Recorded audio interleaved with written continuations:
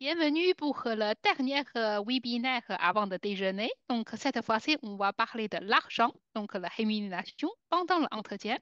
Cette fois-ci, c'est toujours Christophe animé cet webinaire. Donc, je vous rappelle, cet webinaire est toujours enregistré et ensuite accessible à partir du 15 février sur le site de UDC. Je vous rappelle également, donc, votre caméra et votre micro seraient désactivés pendant toute la présentation. Par contre, vous pouvez poser vos questions dans la zone de Q&R. Surtout, il faut liker les questions que vous aimez bien. Donc, la question qui est plus likée serait plus de chances qui est répondre par le Christophe. OK? Christophe, je te donne la main. Eh ben, rebonjour à tous. Déjà, pour commencer, ce que j'ai pas vu tout à l'heure, en tout cas, voilà. Et je vais tout de suite partager mon écran. Hop. Est-ce que tout le monde voit bien mon écran? Oui, très bien. Par contre, c'est pas en plein écran. Pas encore, pas encore, pas encore. Hop, un petit contrôle L. Ah bah alors, il va me le prendre. Et là, vous devez l'avoir en grand. Oui, Top. Eh bien, écoutez, bonjour à tous. Alors, cette fois-ci, on va parler de la REM. On va parler de la rémunération en entretien. Et on verra que l'importance de ces trois mots-clés, s'informer, estimer, négocier. En fait, on ne peut pas faire négocier si on ne s'est pas informé, on ne peut pas négocier si on n'a pas estimé, et ainsi de suite. C'est-à-dire que les trois vont être liés et importants. Alors, je me représente rapidement pour ceux que je n'ai pas encore croisés. Donc, je suis Christophe Parnot, je suis consultant à l'APEC. Et alors, ce qui va être intéressant dans cette problématique de la rémunération, c'est qu'on a souvent l'impression qu'en France, c'est un sujet tabou. C'est sale de parler argent, c'est compliqué. On n'ose pas en parler. D'accord? Alors, j'ai envie de dire, petit 1, malheureusement, je crois qu'on travaille tous pour de l'argent. C'est bête à dire. Donc, il n'y a pas de raison que ça soit sale et tabou. Il y en a peut-être qui travaillent pour la gloire, et ben, je suis ravi pour eux, mais on travaille tous aussi pour de l'argent. L'argent n'est pas sale. Ça, c'est la première chose que j'ai envie de dire. Alors, vous n'aurez pas forcément une réponse personnalisée en disant moi combien je vaux aujourd'hui sur le marché, mais j'ai essayé de vous donner des tas d'éléments et je vous montrerai aussi des outils pour que vous puissiez tous aborder votre situation, je dirais, et avoir des outils en tout cas pour avancer là-dessus. Donc, n'hésitez pas à vous poser toutes les questions. Je remercie encore une fois Xiaoline d'être à la fois mon maître du temps et aussi, elle me remontera un petit peu les questions qui sont sorties et j'essaierai d'y répondre en toute simplicité. Voilà. Eh bien, écoutez, on est parti. Je mets juste ma montre pour bien vérifier les horaires. Alors, je sais que c'est l'heure du déjeuner. Il y en a peut-être qui... Vous avez le droit de prendre l'apéro. Il n'y a pas les micros, donc on ne verra pas. Alors, en général, j'entends souvent ces questions-là quand on vient me voir. Quelles sont mes prétentions salariales? Quand et comment aborder la question du salaire? Suis-je légitime pour demander une augmentation? Suis-je en capacité de négocier? Je pense pouvoir, comment je m'y prends? Et puis l'écart entre mon salaire actuel, celui des offres et la réalité. Donc on va essayer d'aborder tout ça. Alors pourquoi la PEC y répond? Petit 1, parce qu'évidemment, on a un observatoire, on a quand même la chance à la PEC d'avoir un service études avec nos cadres et nos entreprises avec qui on mène des études qualitatives pour savoir ce qu'il en est. Donc, comme je dis, je vais réutiliser des études comme tout à l'heure pour les seniors, c'est amusant. On m'a envoyé les deux sujets tabous, hein, les vieux et le pognon. C'est quand même bizarre. C'est peut-être un message personnel qu'on essaie de me faire passer. Mais en tout cas, sur APEC Corporate, vous pourrez toujours retrouver toutes les études. Vous verrez, il y a des études salaires, des études région et ainsi de suite. Je trouve ça intéressant. Donc, 150 000 cadres et diplômés, 20 000 entreprises accompagnées par an. Et comme je dis, quand on les accompagne, c'est qu'on parle aussi avec eux et on regarde, entre guillemets, leurs documents. Vous verrez aussi, j'utiliserai les outils de l'APEC qui sont DataCAD, je ne sais pas si vous connaissez, je vous montrerai Zoom, qui est un Zoom sur l'emploi local, mais aussi le simulateur de salaire ou d'autres outils. Donc voilà un petit peu de ce qui va se dérouler au cours de cet élément. Donc la première chose que j'ai envie d'évoquer, et notre objectif, ça va être ça, ça va être c'est quoi la REM? Comment estimer sa juste rémunération? Négocier en visant le gagnant-gagnant et on verra les trois petits mots peut-être à retenir. Donc voilà un petit peu la thématique que l'on va faire dans cette heure. La première chose qu'on va voir, c'est un petit peu s'informer sur les composantes de la REM. La REM ne veut pas dire salaire. Waouh, ça commence fort. La REM ne veut pas dire salaire. Et ça, je tiens à le préciser parce que bien souvent, on mélange beaucoup de choses. Et quand on parle de rémunération, on va en parler tout de suite, c'est plusieurs choses. Oui, il y a le salaire, mais il y a plein d'éléments qui entrent en considération. La REM, ce n'est pas qu'un salaire. C'est-à-dire qu'il y a ce qu'on appelle le salaire de base, et la REM, c'est l'ensemble des composantes salaire plus avantages, entre guillemets, qui entrent en considération. Donc, il faut bien prendre dans sa globalité l'ensemble des éléments. Alors, évidemment, le salaire de base, tout le monde sait ce que c'est. C'est combien on me paye par mois, je résume, ou par an. Alors, petit 1, je vais rappeler des choses que vous savez sûrement déjà, mais je préfère quand même les rappeler parce que parfois ça me fait sourire. On parle de kilos euros brut quand on parle en annuel. On est bien d'accord. Et il est plus facile de parler en annuel que de parler en mensuel. Petit 1. On parle pas en net. On parle bien de salaire brut. Je rappelle que le net, c'est ce qui vous est versé quand on enlève les charges, les charges salariales et avant, entre guillemets, imposition, puisque maintenant vous avez votre imposition qui intervient sur votre feuille, entre guillemets, de salaire. L'autre point que j'ai envie de préciser, parfois vous entendrez pas, parler de salaire chargé. Qu'est-ce qu'on en parle? Ou de super brut. C'est ce qu'on appelle votre salaire brut plus les charges patronales. Alors attention, quand on parle de salaire, d'être de manière globale, OK sur de quoi parle-t-on? Rarement on parle en net, parce que si vous me dites 40 000 net et vous me dites juste 40 000, bah vous allez voir, ça ne fera pas du tout la même chose à la fin des temps, surtout à la fin de l'année. Deuxième chose, autre petit point qui me fait sourire. Parfois, il y en a qui me disent, oui, mais expliquez-moi, c'est sur combien de mois? 12, 13, 14 mois. On l'entend souvent. Alors ne cherchez pas, c'est que ça soit sur 12, 13, 14, 15, 22.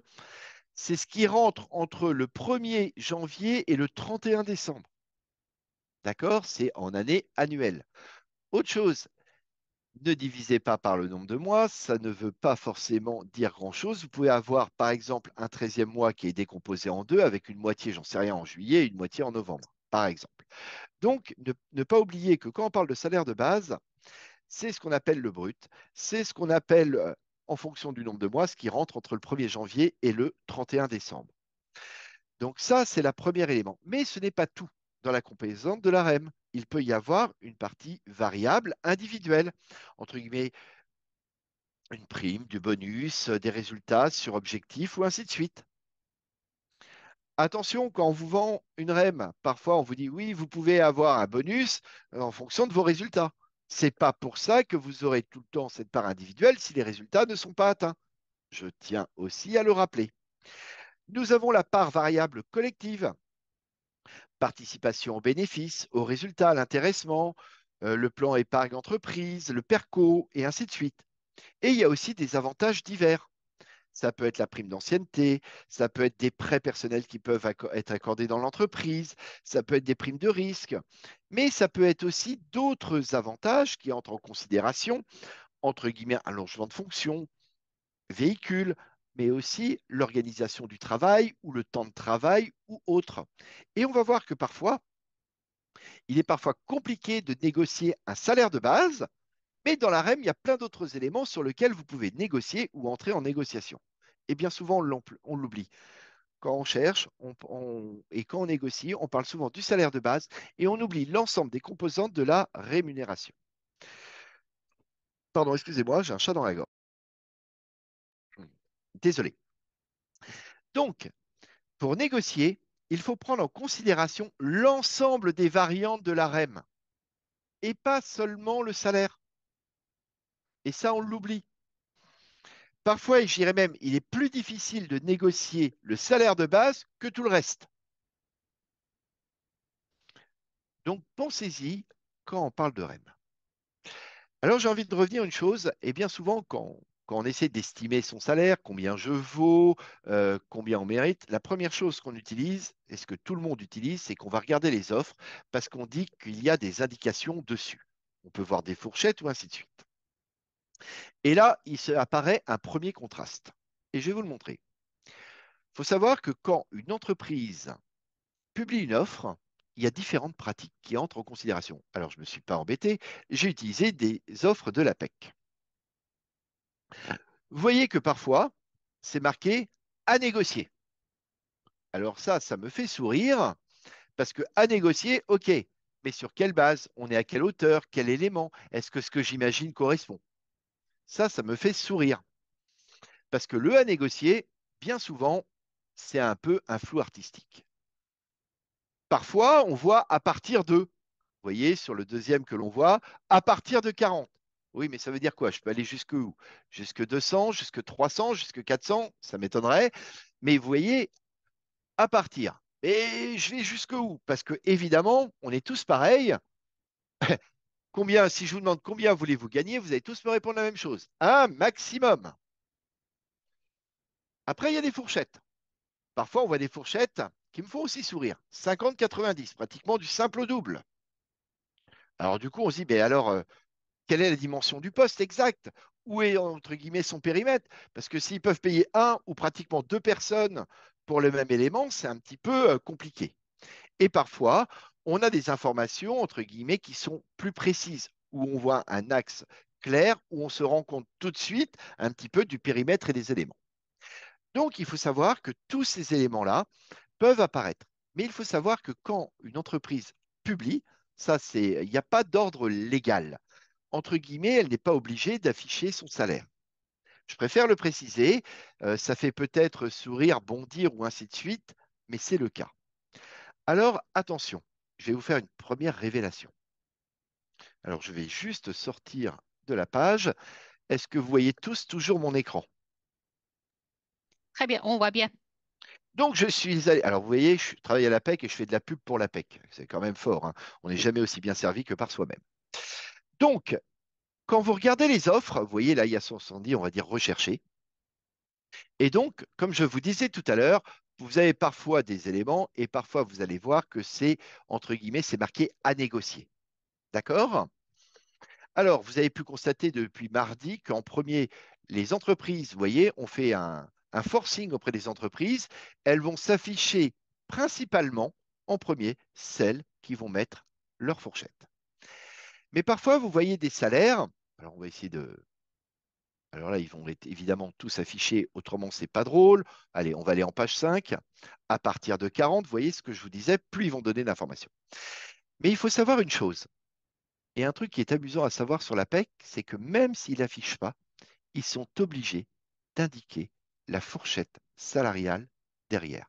Donc, même si c'est en back-office, les entreprises affichent le salaire, même si elles ne le publient pas. Alors, petit élément, moi, évidemment, je suis un gros gourmand et on va imaginer que je voudrais travailler seulement à partir de 80. Vous voyez, à partir de 80, il va aller me chercher toutes les offres de toutes les entreprises qui m'ont mis, entre guillemets, une fourchette qui va jusque 80. Donc, ça peut être le haut de fourchette, mais par exemple, parfois, même si c'était marqué ici à négocier, si jamais elle a marqué une fourchette, par exemple 70-85, même si c'est marqué à négocier, ça apparaîtra.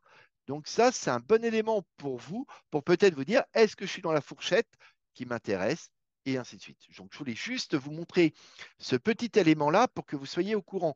Parce que comme je dis, l'informatique, c'est qu'un outil. Et l'outil doit être à votre service et pas l'inverse. Donc voilà, c'était juste pour vous montrer un tout petit élément qui puisse, entre guillemets, peut-être parfois vous aider. Donc c'est vrai que l'offre est le premier élément que l'on utilise tous. Maintenant, parfois, on peut avoir pour le même offre ou les mêmes éléments, entre guillemets, des fourchettes et des variantes complètement différentes. Alors, comme je vous disais, face à cette diversité, entre guillemets, nous, sur la PEC, même si c'est marqué à négocier, vous pourrez toujours trouver la fourchette. Alors, je ne vous l'ai pas dit, hein, évidemment, ça reste entre nous. On n'est pas filmé, on n'est pas 455 à l'instant T. Donc, je vous l'ai dit vraiment en off, ça apparaîtra nulle part. On est bien d'accord.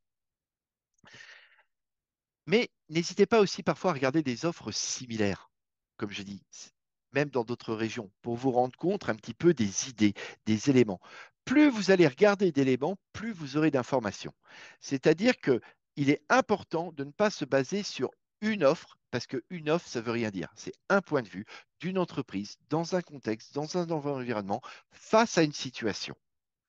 Donc, c'est pour ça que je dis utiliser beaucoup d'éléments, mais on se base tous en premier sur les offres quand on veut savoir, parce qu'on se dit c'est là qu'il y a des éléments, mais il ne faut pas oublier que, entre guillemets, l'offre, c'est juste une photographie à un instant T, et ce qui est valable aujourd'hui pourra être différent à T plus 1 ou différent encore à T plus 2.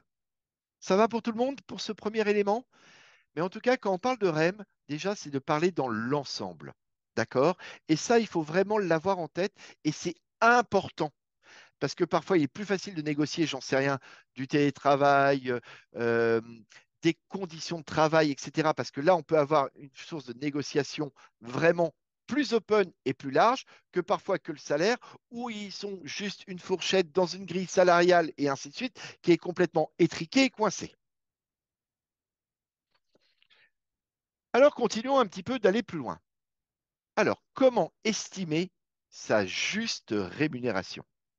Face au flou persistant, j'ai envie de dire, qui existe dans les REM. Parce qu'on a tous vu, on a tous échangé avec des personnes, il y a à boire et à manger. Alors, je vous ai fait un petit dessin qui est assez sympathique. C'est quoi mes prétentions salariales? La première chose que j'ai envie de dire quand on parle de prétentions salariales, pour bien négocier, il faut se préparer. Et la préparation, ça sera toujours, c'est comme tout, comme un entretien, comme je dis, se préparer, c'est 50% de réussite. Si on arrive juste en donnant un chiffre, en disant je vaux tant, ça veut strictement rien dire. La première chose que j'ai envie de dire, allez regarder des études.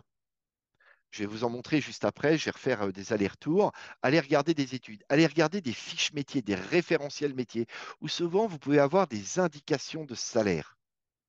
Allez glaner des informations sur l'entreprise, sur la politique de REM. Et oui, en effet, est-ce que par exemple, il y a une convention collective? Est-ce que cette convention collective est accessible, etc. Et ça, ce sont des données que l'on peut trouver. Allez réaliser du réseau, des enquêtes métiers auprès de personnes qui travaillent dans l'entreprise. Mais bien souvent, moi j'ai remarqué, quand on parle enquête métier, voici comment les personnes abordent la question. Ah bah allez-y, parlez-moi de votre boulot, qu'est-ce qui se passe, et ainsi de suite. Par contre, on n'ose pas aborder cette question-là. Alors, comment poser la question à quelqu'un qu'on ne connaît pas et lui dire combien tu gagnes? Vous savez, le sujet tabou, on a l'impression quand on le dit, on est en train de dire un gros mot. Comment poser cette question-là? Combien tu gagnes? C'est quoi le réseau? Le réseau, c'est pas une demande. Le réseau, c'est un échange. Qui veut dire échange, ça veut dire donner pour recevoir. Quand vous faites des enquêtes métiers ou du réseau, comme je dis, vous allez glaner des informations, mais lui aussi, il va en gagner. C'est un gagnant-gagnant. Alors, quand vous voulez savoir le salaire de quelqu'un, plutôt que de lui dire tout de suite combien tu gagnes et le mettre le mal à l'aise, ou la première chose qu'il va faire, il va faire partir en courant, donnez-lui votre ancien salaire. Lui, ça lui permet aussi de se repérer. Exemple, voilà, en tant que consultant à la PEC, je touche 55 000 euros par an. Est-ce que tu trouves que c'est crédible ou pas, toi qui es consultant en recrutement dans tel cabinet? Tiens, moi j'ai une partie variable qui représente à peu près 10%. Est-ce que tu trouves que c'est variable ou pas? Est-ce que c'est légitime chez toi? Et si vous abordez ces questions simplement, sans tabou, en simplicité, il vous répondra, même s'il ne vous dit pas un montant. Il va dire, bah oui, non, là, tu es bien au-dessus de chez nous, là, laisse tomber, viens pas chez nous, c'est pas possible. Mais n'empêche que ça veut donner des informations, des éléments. C'est pour ça que j'ai envie de dire, il faut diversifier les sources. Si vous regardez que les offres, ce n'est pas suffisant. Si vous regardez les fiches métiers, ce n'est pas suffisant. De plus, quand vous allez faire ces enquêtes métiers auprès des personnes, vous allez aussi comprendre par rapport aux besoins, par rapport aux problématiques qu'ils rencontrent. Quand vous regardez une offre, posez-vous tout de suite aussi les questions. C'est quoi ma plus-value? D'accord? Quels vont être les plus, les moins de mon profil? Sur quoi je vais pouvoir jouer pour me rendre, entre guillemets, sexy, bankable? C'est ça qu'il faut bien mettre en avant. Comme ça, après, vous pourrez aller et vous pourrez être prêt pour pouvoir négocier, mais en argumentant. On verra que la négociation, d'accord, ce n'est pas absolument un combat entre deux personnes. C'est une discussion. Mais il faut s'y préparer. Alors, je vais vous montrer encore une fois quelques outils, si vous permettez. Alors, je suis très factuel, hein, désolé, je vais vous montrer des outils. OK, tout le monde voit mon écran? Parfait. Alors, je suis allé tout à l'heure, je vous ai parlé d'un outil qui s'appelle APEC Corporate. D'accord? Alors, bougez pas, je vais vous montrer ça tout de suite. Hop, parce que je l'ai déjà ouvert derrière. Donc, vous connaissez tous le site apec.fr et vous pouvez taper par exemple APEC Corporate. Et je vous conseille à tous d'aller sur ce site-là. Quand vous allez sur APEC Corporate, vous avez des tas d'études, toutes les études de l'APEC qui apparaissent. D'accord? Donc, vous avez l'observatoire, toutes nos études, et vous avez des études, vous allez voir surtout le rapport du travail, la qualité, le portrait statistique par région, et ainsi de suite. Donc, oubliez jamais ce site, parce que tout le monde imagine APEC, petit 1 dira job board. D'accord? Eh ben non, vous n'allez pas me croire, je ne suis pas un avatar, j'existe vraiment. Donc, allez sur ce site. Et il y a entre autres une étude que j'ai mise là, le salaire des cadres dans 111 métiers. Et là, vous voyez, vous avez des grandes familles. Petit élément qui peut être intéressant. Je prends le premier. Vous voyez, je ne vais pas me compliquer la vie. Allez, hop, quand vous cliquez dessus, vous allez arriver et voyez, vous retrouvez là, par exemple, la direction des achats. Et là, vous avez quand même une source d'information qui est vachement intéressante pour prendre du recul. Qu'est-ce que l'on voit sur la rémunération médiane? Elle est de 64 000. Ça va de 43 000 à 102 000. D'accord? Ça veut dire que 80% des personnes sont entre 43 et 102. Et le salaire médian, c'est-à-dire autant au-dessus, en dessous, est plutôt de 64. Donc, vous voyez, vous avez quand même des informations. Alors, n'allez pas chercher un titre de métier. D'accord, je vous l'ai dit. Est-ce que je vais trouver commerçant, vendeur, commercial, chargé d'affaires, qui est compte manager, responsable complet, chargé de développement client, qui est compte manager, et ainsi de suite. Allez chercher par grande famille. Donc là, on voit quel est, entre guillemets, le salaire moyen. On peut voir aussi 64% ont une variable, que la partie variable, elle est de 5 000 euros et pas 50 000 euros. Donc, vous voyez, on a des informations. Vous avez aussi, suivant, entre guillemets, alors l'âge, on en parlait tout à l'heure, de la seniorité et du vécu. Donc, vous voyez, non pas les seniors, mais les cadres expérimentés pour ceux qui étaient là tout à l'heure, bah oui, il touche plus, etc. Donc, vous avez des tas d'informations en fonction, est-ce que j'ai une hiérarchie ou pas, est-ce que je gère un budget, est-ce que le lieu de travail, par rapport aux tailles d'entreprise. Donc, on a quand même, à partir de là, quand même une vision qui peut être agréable et surtout qui vous permet. Parce que quand un recruteur vous dit, ah non, bah, on est plutôt, vous voyez, on est plutôt, nous, une grosse structure et les salaires moyens sont plutôt autour de 50, vous pouvez dire, ben voilà, voilà une étude qui a été sortie, je pourrais aussi vous la fournir, voilà ce qui ressort et ainsi de suite. Et vous pouvez voir aussi en dessous, vous voyez, par secteur d'activité. Et par secteur d'activité, ce qui est intéressant, c'est de se dire, ah bah ok, si je suis dans le commerce inter-entreprise, je vois que ça peut monter jusqu'à 133 et ainsi de suite. Et ça peut vous donner. Alors, vous voyez, 133, donc ça fait rêver, mais quand on regarde réellement, je vous rappelle que tout à l'heure, le médiane, c'était 64, mais la majorité des personnes, il y en a 50% autour de 58. Donc, il y en a 50% qui sont jusqu'à 133, donc certains qui gagnent beaucoup et d'autres moins. Vous voyez, ce ne sont pas des vérité. C'est en tout cas toujours pareil, du factuel. Qu'est-ce qui se passe réellement en politique de rémunération? De même, après, vous avez des éléments. Allez, je prends un directeur service achat, vous pouvez cliquer sur les liens et vous arrivez par exemple sur les fiches de poste. Alors encore une fois, pub pour la PEC, ça existe aussi sur les fiches ROB de Pôle emploi, je ne sais pas si vous les connaissez, ou les fiches ONICEP. Et ce qui est intéressant, dans chaque fiche métier, un, vous pouvez retrouver des mots-clés. Deux, quand vous descendez en bas, on peut voir aussi évidemment les politiques de REM. 80% sont compris entre 45 avec des salaires moyens et ainsi de suite. Et vous pouvez aussi aborder les offres. Donc, à partir de là, vous pouvez avoir aussi des visibilités pour avoir de l'information qui peut être riche et intéressante. Autre élément que vous pourriez utiliser. Alors, excusez-moi, mais j'ai le petit truc là-haut. Donc, je vais ouvrir une autre page et je vous la remets en grand. Je vais vous montrer des tas d'outils, mais je ne vais pas essayer de vous noyer sur les outils. Je vais vous en montrer deux, trois. Après, chacun pourra les utiliser comme il veut. D'accord? Alors, en général, tout le monde va voir les offres. Donc, j'ai parlé de l'offre, je ne reviens pas dessus. Si vous descendez, retrouver les outils indispensables. Il y a un truc qui est vachement bien et je vous conseille de le faire. Est-ce que vous avez déjà essayé votre simulateur de salaire? Vous branchez par rapport à votre compte et là, il vous dit, allez, je cherche, allez, on va prendre les achats, acheteurs, toc, toc, toc, moi je vais être consultant en achat.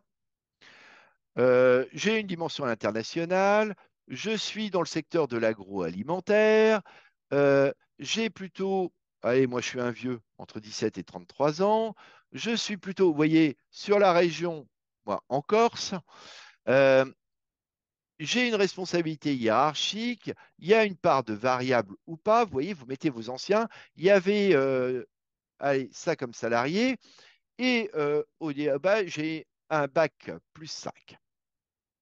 D'accord? Vous faites vos éléments. Et qu'ai-je oublié? Pourquoi il veut pas? Hop, entrée. Ah bah ça commence bien.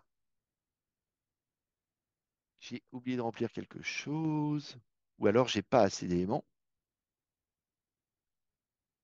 Il y en a un qui m'a pas pris. Qu'est-ce que j'ai pas répondu? Il te manque le budget à gérer, Christophe, à gauche. Ah oui, excusez-moi. Donc, quand on remplit pas les éléments, vous voyez, il répond pas. Et dès que j'ai répondu, il vous donnera une fourchette haute, le salaire moyen et la fourchette basse. Excusez-moi, j'avais pas vu que j'avais oublié un élément. Donc ça, c'est un deuxième élément, vous voyez, dans les outils simples qui peut vous aider. Attention, ce n'est pas une vérité, une science infuse. Elle est basée sur l'ensemble des recrutements qui ont eu lieu au cours de la dernière année, en prenant à chaque fois tout en considération quand on a échangé avec les RH et avec les cadres pour valider. Ça va pour tout le monde? J'espère que ça vous aide, mais vous connaissiez sûrement déjà ces outils. Donc, désolé pour ceux qui connaissent et avec qui je radote, hein, je suis désolé. Autre élément, vous voyez, je retourne sur la PEC. Je vais retourner là dans mes outils. Alors, je ne vais pas tous vous les montrer, mais je vais vous en montrer deux, trois. Est-ce que vous avez déjà regardé DataCadre? Si vous ne l'avez pas regardé, c'est un truc super intéressant. Allez, hop, on va continuer avec les achats puisque j'ai fait hop, acheteur, mon petit Christophe. Allez. Oh, excusez-moi, il n'a pas voulu me le. Ah là! Donc, acheteur, je prends acheteur et je fais entrer. Allez, quand tu veux, tu t'affiches. Donc, il est allé chercher. Et voyez, il est actualisé. Quatrième trimestre 2023. Logique, puisque c'est lui qui est achevé. Donc, il vous met sur la carte de France où est-ce qu'il y a eu le plus de recrutement dans ce domaine-là. Il vous dit combien à peu près il y en a eu au cours du trimestre, avec les typologies de titres. Et il va vous donner aussi les salaires moyens, le top des secteurs, la direction des achats. Autre point intéressant.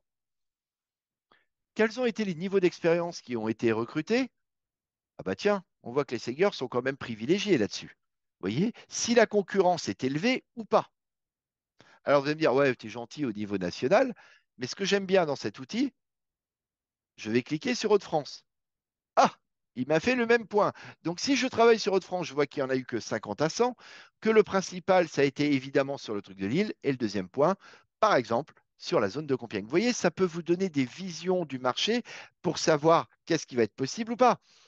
Parce que si vous êtes sur des lieux à forte concurrence, ça peut être intéressant. S'il y a des lieux avec beaucoup de demandes, bah, c'est plus facile de négocier aussi un salaire à la hausse. Mais s'il n'y a pas beaucoup, donc vous voyez, on peut prendre en considération un certain nombre de critères. Alors, vous connaissiez sûrement déjà ces outils, mais voilà, je voulais vous en montrer en tout cas quelques-uns pour que vous puissiez aussi avoir du recul et avoir des éléments. Donc, ce travail de préparation, il est vraiment indispensable. Parce que bien souvent, on y va pour négocier et on n'a qu'une seule référence, son ancienne entreprise, son ancien salaire, point à la ligne. D'accord? Alors, continuons. Alors, vous voyez, je vous avais fait, pour le management commercial, je vous avais fait un imprimé écran, mais du coup, je vous ai montré directement les éléments. Donc, vous voyez, c'est quand même vraiment bien ces études parce que ça vous permet aussi de prendre du recul. Alors, voyons un petit peu négocier en visant le gagnant-gagnant. D'accord? Avec un petit peu qu'est-ce qu'on l'on met derrière, à quel moment on négocie, quand on est en entretien de recrutement ou pas. Alors, je l'ai fait parce qu'il y a peut-être des gens parmi vous qui sont en poste, qui se posent des questions, comment négocier. Donc, j'ai mis en recrutement et en poste en interne. Alors, dans un process de recrutement, je rappelle K € annuel, d'accord? Et on fait bien la différence entre fixe et variable. On a vu que dans la REM, ça en fait partie, mais vous voyez, il y a le salaire de base, la partie variable et ainsi de suite. On peut aborder souvent, dès le premier contact vocal, vous savez, le consultant qui vous appelle, le cabinet qui n'est même pas le décideur et qui, dans les 3 premières secondes de l'entretien, bonjour, combien touchiez-vous? Vous savez, cette question qui nous met mal à l'aise. Et on se dit tout de suite, oh là là, ouais, mais si je lui dis, etc. Bah, annoncez votre salaire. Vous ne l'avez pas volé. Je vous rappelle que si l'entreprise vous payait tant, c'est que vous méritiez tant. D'accord? Il ne faut pas l'oublier. Je ne pense pas que dans vos entreprises, c'était uniquement une œuvre sociale qui était, entre guillemets, en train de vous donner de l'argent uniquement pour vous faire plaisir. Je ne crois pas. Je crois bien que le salaire, c'est la contrepartie de votre travail et de vos résultats. On est bien d'accord. Donc, on peut l'aborder dès le premier. Et si on vous demande, bah, dites-le en disant, voilà, écoutez, je peux vous donner mon salaire, mais sachez que à l'intérieur intervient, je vous donne un package complet qui était, mais ça ne veut pas dire qu'aujourd'hui, forcément, je vais vers ça pour diverses raisons, ou ainsi de suite. D'accord? N'hésitez pas parfois à l'aborder simplement. Deuxième chose, souvent le premier contact, ce n'est pas le décideur. Surtout si c'est un cabinet de recrutement. Ce n'est pas le décideur, je suis désolé. Donc, donnez-lui. Par contre, non, non, je ne vous le dirai pas, je vous le dirai à la fin.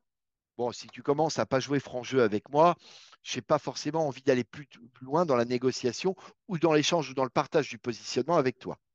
D'accord? Pensez-y. On peut l'aborder aussi pendant l'entretien d'embauche. Il y en a certains, ils viennent me voir et me disent, ah là là, l'entretien s'est vachement bien passé. Par contre, on n'a jamais parlé salaire. Alors là, je les regarde, je leur dis, mais vous n'avez pas posé la question? Oh bah non, moi, j'ose pas. Je crois qu'il ne faut pas hésiter aussi d'amener le sujet sur la table si jamais il n'en parle pas. Exemple en fin d'entretien. Bah écoutez, je vous remercie pour cet échange. J'ai bien compris qu'aujourd'hui, vous cherchez quelqu'un qui soit apte à piloter vos projets, manager vos équipes, conduire votre business aussi à des développements. Nous avons abordé du coup les missions. Je vous confirme mon intérêt pour cela. Nous n'avons pas abordé d'autres questions, type rémunération, type quel est le process de recrutement pour la suite. J'imagine que nous l'aborderons dans un second entretien. Donc, vous voyez, rien qu'en disant ça, ah bah oui, c'est vrai qu'on n'a pas parlé salaire. Ah bah oui. Et du coup, ça peut aussi vous éclairer. Mais s'il ne vous parle pas de quelque chose et que vous ne le demandez pas, ben, il ne vous en parlera pas. Voilà, j'ai cette morale de tout le monde où tout le monde dit j'ai faim, vivement qu'il se termine. Donc, n'oubliez pas cet aspect-là. Amenez le sujet. On peut aussi l'aborder ou le réaborder au cours quand on reçoit, vous savez, la proposition, la propale. Quand on reçoit la propale, c'est intéressant. Parce qu'entre guillemets, ça veut dire que déjà, je vous ai choisi. Vous me plaisez. Donc, parfois, c'est plus facile de dire, bah, écoutez, on avait évoqué 100, je vois sur votre proposition cela, est-ce qu'il y aurait possibilité pour diverses raisons? D'accord? Mais osez en parler. Ce n'est pas tabou. Tout le monde a besoin d'argent pour vivre. D'accord? À la signature du contrat. Alors, par contre, quand on est vraiment à la signature finale et qu'on n'a pas abordé le sujet avant ou pas amené les sujets, je trouve que c'est un petit peu limite. D'accord? Parce que ça veut dire, ah bah attendez, vous me faites une surenchère, là vous me faites du chantage. Est-ce que ça met une relation de confiance? C'est à voir. Mais par contre, à la fin de la période d'essai, oui, c'est possible. Pourquoi on peut dire, bah écoutez, moi je sais que le travail me plaît, je sais que je vais avoir des résultats. Nous avons une période d'essai, par exemple, de 3 mois renouvelable. Ce que je vous propose, c'est aussi qu'à l'issue de la période d'essai, on puisse ensemble, peut-être, reconsidérer l'ensemble des variantes qui entrent dans la rémunération. Ça peut aussi être un sujet. Ça montre aussi votre bonne volonté, votre action et ainsi de suite. Et surtout que vous êtes sûr de vous. Ça va ou pas? Donc, il n'y a pas un moment. Il y a plein de moments possibles pour aborder le sujet. Mais bien souvent, on a l'impression qu'on n'ose pas l'aborder. La REM, c'est la contrepartie de votre travail. Ce n'est pas un outil négligeable. Alors quand on est en poste, parce qu'on dit, ouais, mais on m'a recruté pour tant, maintenant pour avoir de la REM, rien du tout. Eh bien non, ce n'est pas tabou non plus d'en parler en interne. Vous savez, il y a deux obligations, l'entretien annuel, l'entretien professionnel. Ça peut être aussi des moyens. C'est pas dire, bonjour chef, je veux plus. On verra tout de suite, comme tout à l'heure pour le salaire, il faut l'argumenter. Je crois qu'il faut l'amener plutôt dans l'aspect, que ce soit en EA, l'entretien annuel, ou l'EP, l'entretien professionnel, plutôt de dire le pourquoi, le comment, l'expliquer. Quand il y a un changement de poste ou une nouvelle fiche de piste, une nouvelle fiche de poste, vous voyez, c'est le mois de février, c'est le mois du ski, et pourtant j'y vais pas, donc il y a les pistes qui reviennent. Donc, en changement de poste ou sur une des nouvelles missions, ne pas hésiter, entre guillemets, à l'aborder. Bah écoutez, c'est vrai, mais là, il y a plus de responsabilités, j'ai un périmètre qui devient plus grand, ou ainsi de suite. Montrez. Parce que par nature, si vous me faites le travail et qu'il est super bien fait pour 40, que je vous en donne un peu plus, que vous me le faites toujours pour 40, je vous en donne deux fois plus, vous le faites sur 40, j'ai pas envie de vous augmenter. Si vous ne battez pas pour votre salaire, l'autre ne se battra pas pour vous. Ne l'oubliez pas. D'accord? S'il y a des réorganisations parfois en interne, des changements de périmètre, des changements de business unit, etc., ça peut être aussi une occasion de revisiter à travers les domaines d'intervention. Donc, vous voyez, pour parler de la REM, il y a quand même pas mal de moments sur lesquels on peut arriver. Et comme je dis, n'oubliez pas une chose, si le recruteur n'aborde pas le sujet, à vous de l'aborder. D'accord? Et j'allais dire que si vous l'abordez, vous, en fin d'entretien, c'est même plus facile pour vous. Comme on l'a vu tout à l'heure, bah, c'est plus facile parce que vous dire, bah oui, j'ai bien compris aujourd'hui votre problématique, vous cherchez quelqu'un qui soit capable de faire ça, ça et ça, que j'ai l'avantage d'avoir justement démontré ses capacités à travers telle action avec tel résultat, c'est pour ça que je l'estime autour de temps. En début d'entretien, c'est plus complexe. Par contre, si ça arrive en début d'entretien, n'hésitez pas à la fin de l'entretien peut-être de revenir là-dessus. Ça va pour tout le monde? Je continue? Alors, si on continue un petit peu sur le même aspect, sur la négociation entre guillemets, je vois plein de pouces, donc c'est-à-dire que ça va.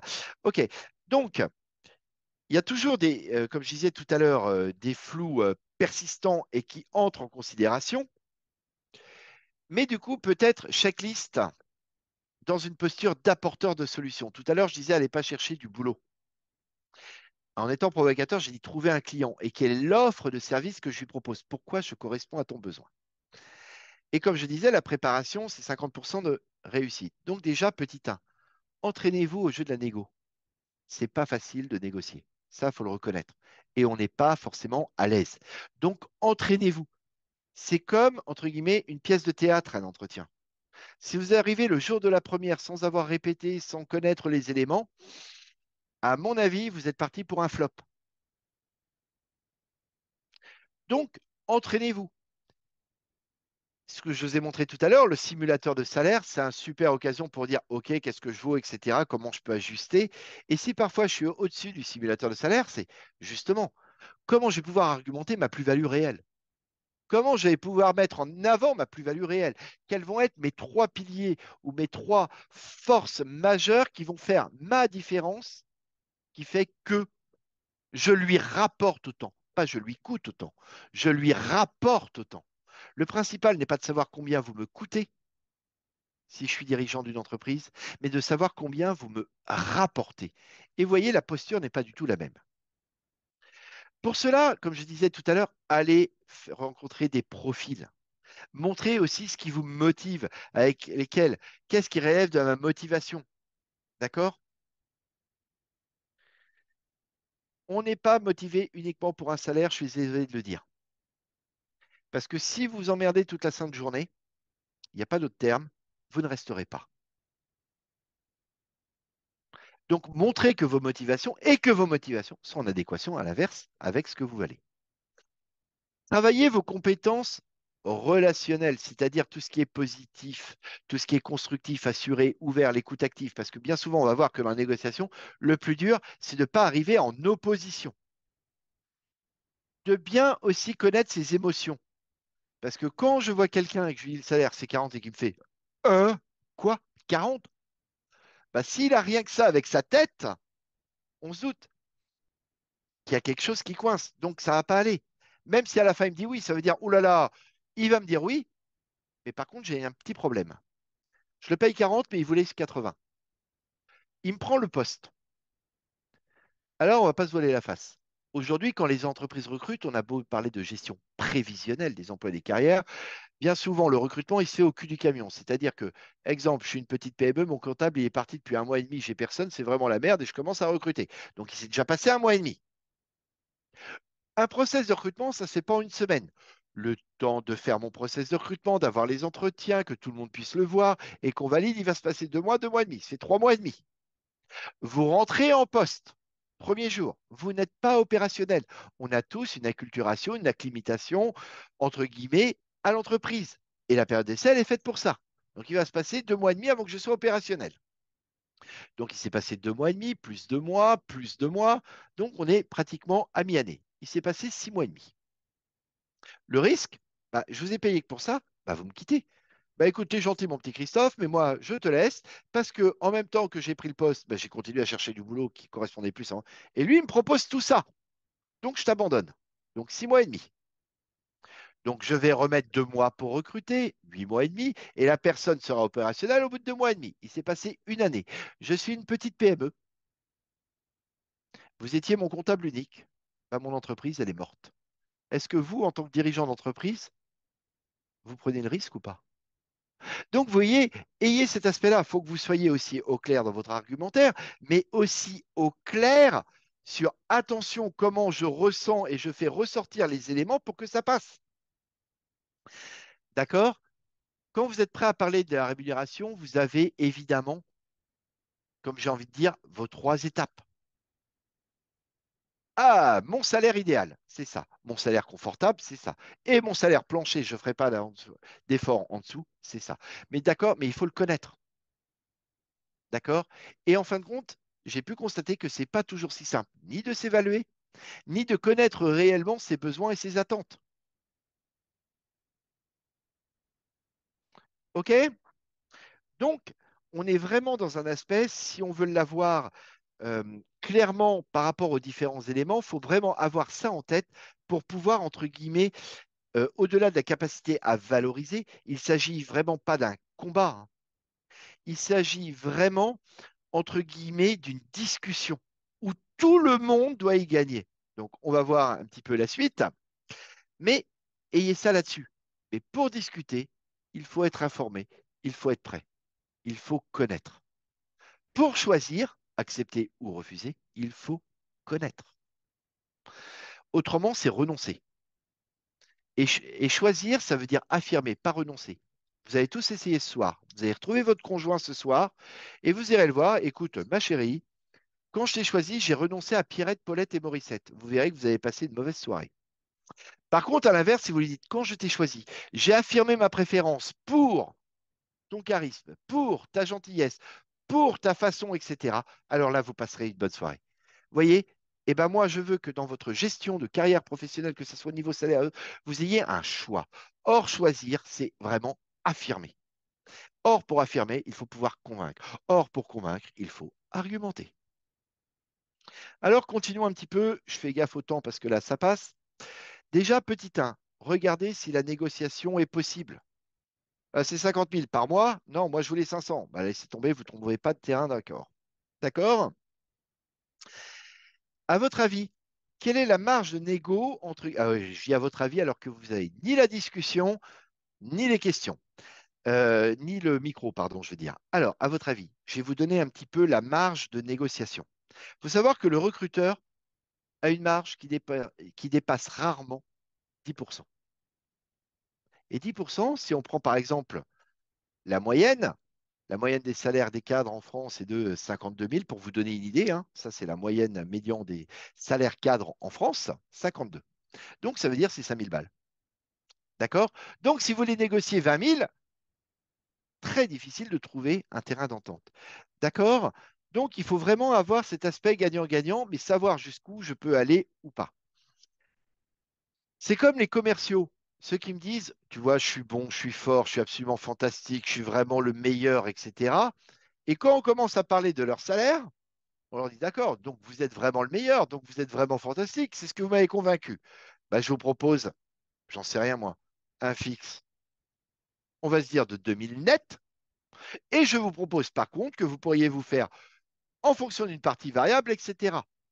Attention, entre guillemets, parce que le commercial qui me dit qu'il est excellent, brillant, qu'il a fait de la prospection, toujours développé de nouveaux clients, qu'il est plutôt sur de court terme et qui me dit qu'il ne veut pas de partie variable, il commence à être illogique par rapport à la cohérence de son positionnement et de ce qu'il me dit.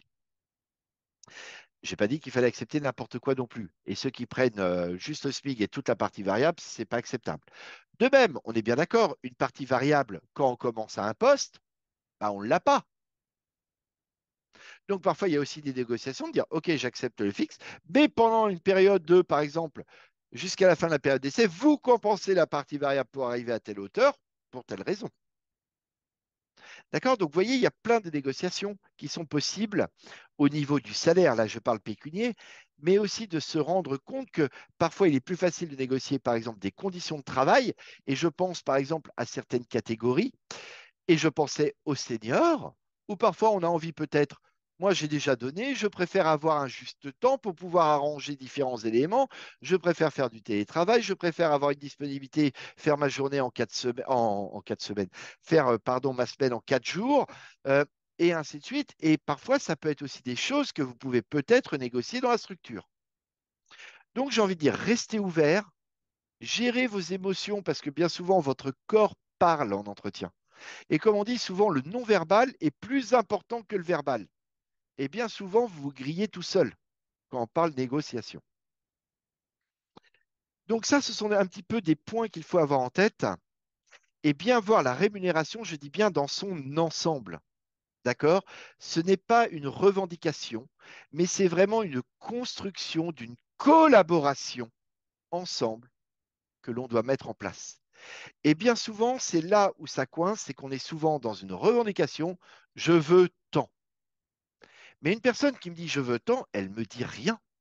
Elle m'explique pas pourquoi elle les vaut, pourquoi les talents qu'elle possède répondent à mon offre de service. Donc déjà, pour ceux qui sont allés dans les pays du Maghreb, et vous savez, quand vous arrivez à un souk, le premier qui donne un prix, il a perdu. T'en veux combien? 50. Oh là là, t'es fou, toi, c'est trop cher, etc. Et expliquez-moi pourquoi vous les valez.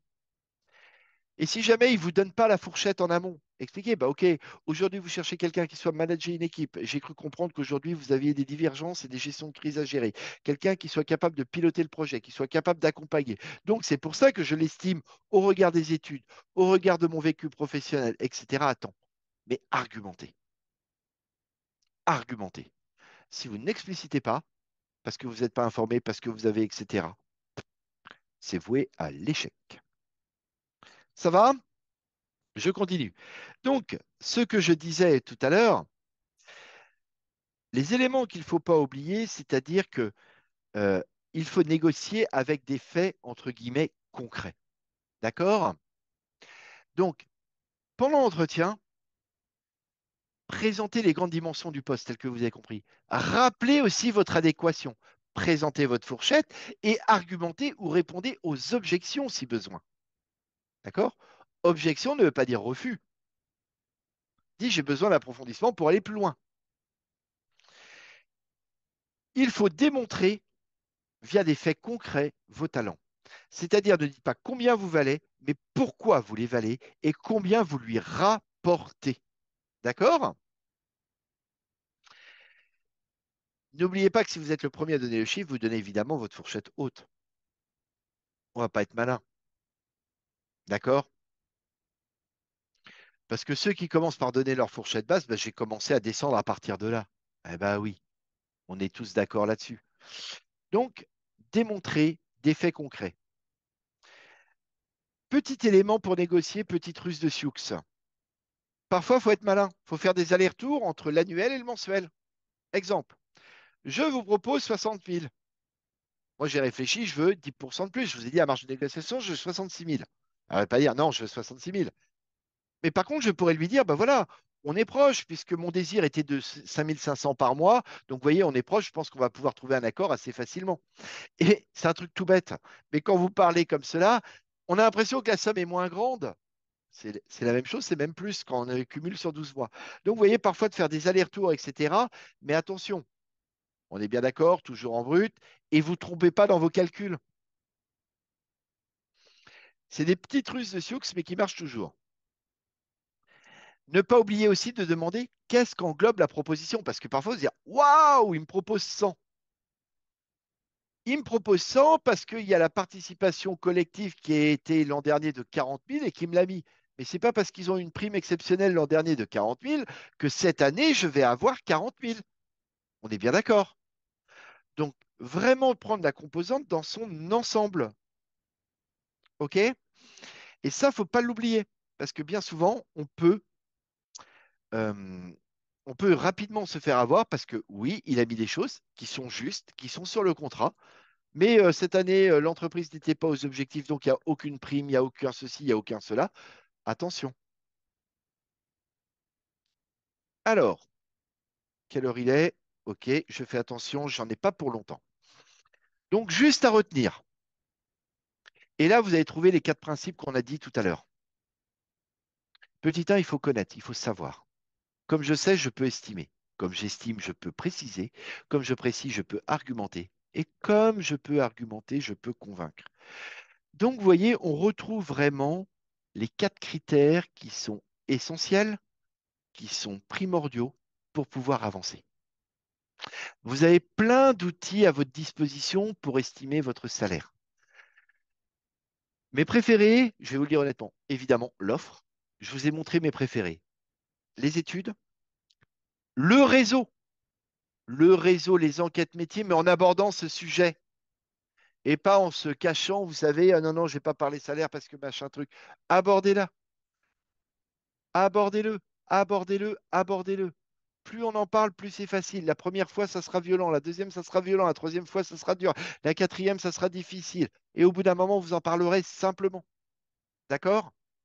Vous n'êtes pas des voleurs en train de prendre de l'argent qui ne vous appartient pas.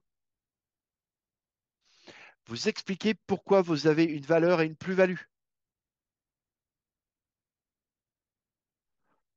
Enfin, le dernier élément que j'aime bien aussi comme outil et que je vous ai montré, c'est Data Cadre. Vous voyez, la vision du marché. Parce que du coup, s'il y a peu de postes, on risque d'être beaucoup peut-être à candidater. Donc, il peut y avoir de la concurrence. Donc, parfois, c'est comme partout.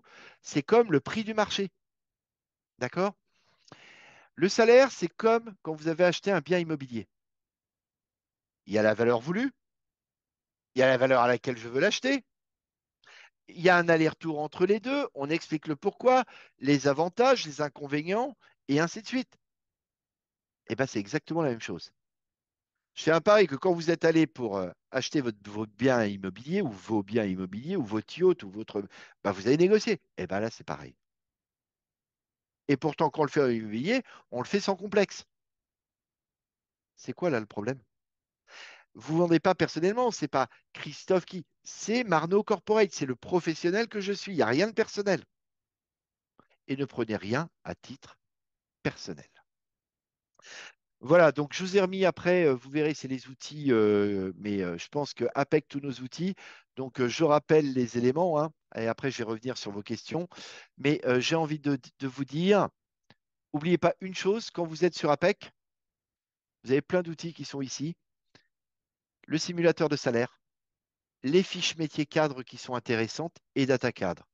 Autre élément que je vous ai montré, c'est l'autre site APEC Corporate. En général, personne ne va dessus, tout le monde va sur celui-là parce qu'il y a les offres. Mais les offres, excusez-moi, oui, c'est important, mais c'est peut-être pas que ça. Et allez regarder vraiment ce que j'ai envie de dire, les études. Parce que les études, elles sont riches.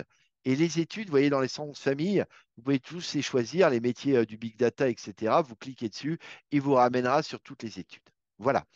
Alors, quelles sont un petit peu les questions, Xaoline? Je fais attention au timing, j'étais plus bavard que tout à l'heure. En Alors, effet, j'arrête le donc, partage pour mieux, entre guillemets, vous voir et vous répondre et répondre à vos questions.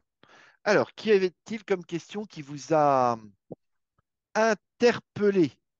Donc, du coup, comme donc Christophe aime bien le sujet de l'argent, hein, donc on voit Christophe passer beaucoup plus de temps pour Oui, l'argent que de senior. Donc, du coup, malheureusement, on peut répondre que une ou maximum deux questions. à votre bon Euh, cœur, messieurs, dames, s'il vous plaît. À votre bon Voilà. cœur, s'il vous Mais plaît. après, donc, quand même, je vous rappelle, donc, ici, vous pouvez trouver toujours l'email de Christophe si vous avez plus de questions. Effectivement, aussi, il faut aller sur le site de APEC pour trouver tous les outils que Christophe partageait avec vous pendant la présentation. Donc, du coup, en fait, je sélectionnais donc la question qui est plus likée. La première, donc, Oui. c'est sachant que, donc, voilà, dans le meilleur cas, donc, on a coché tous les cas qui est nécessaire pour le futur emploi. Cependant, sauf le un cas, c'est sur le salaire.